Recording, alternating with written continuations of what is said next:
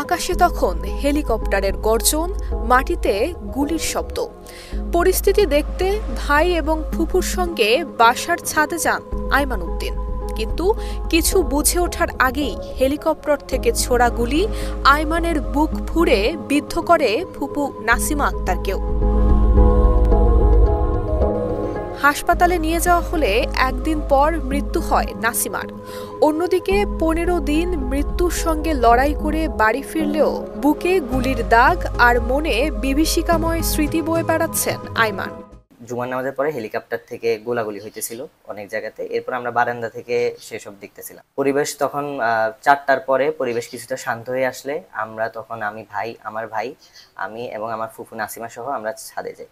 কিছুক্ষণ পরে আমরা আমি আমার ভাই সহ আমরা দেখতেছি আমাদের মাথার উপরে ড্রোন উঠতেছে। আমরা তখন ড্রোনের দিকে আমি তাদেরকে হাত দিয়ে দেখাইতেছিলাম যে ড্রোন এরকম উঠতেছে। এর কিছুক্ষণ পরে হচ্ছে সামনে থেকে সায়েন্স ল্যাবের সামনে থেকে যে তখন হেলিকপ্টার উঠতেছিল, আমার বুকে এসে গুলি পড়ে। এরপর ওই গুলিটা গিয়ে আমার ফুফু যেহেতু বরাবর আমার পিছনে ছিল, তার গায়ে গিয়ে গুলিটা পড়ে। আমাদেরকে হসপিটালে আইসিইউতে ভর্তি করানো হয়। আমি 2 দিন আইসিইউ সহ 15 দিন আমি পপুলার হসপিটালে চিকিৎসা নিই। আমার ফুফু একদিন পরে আইসিইউতে মারা যান। সেদিনের ভয়াবহ অভিজ্ঞতার কথা জানালেন আইমানের মা রেহানা।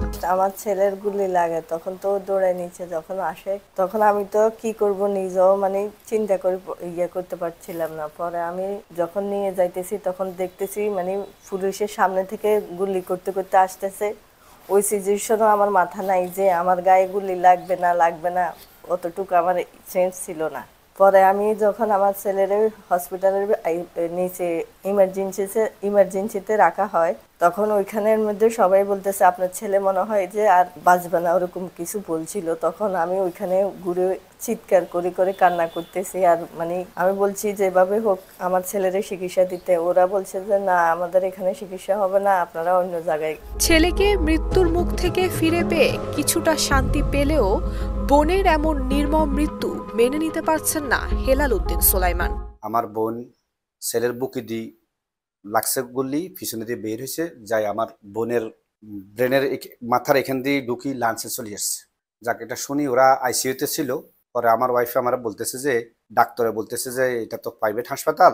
নিহত নাসিমা আক্তার ঢাকায় এসেছিলেন কিছুদিনের জন্য বেড়াতে। পরিবারের পছন্দে চলছিল বিয়ের কথাবার্তাও, কিন্তু মেহেদির রং নয় বরং রক্তের দাগ নিয়েই তাকে বিদায় নিতে হলো পৃথিবী থেকে। আর আইমানও বয়ে বেড়াচ্ছেন সেই বিকেলের ভয়াল ক্ষত।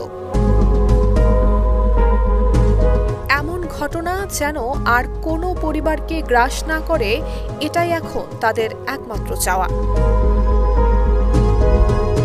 নুসরাত জাহান মেহেক, ঢাকা পোস্ট।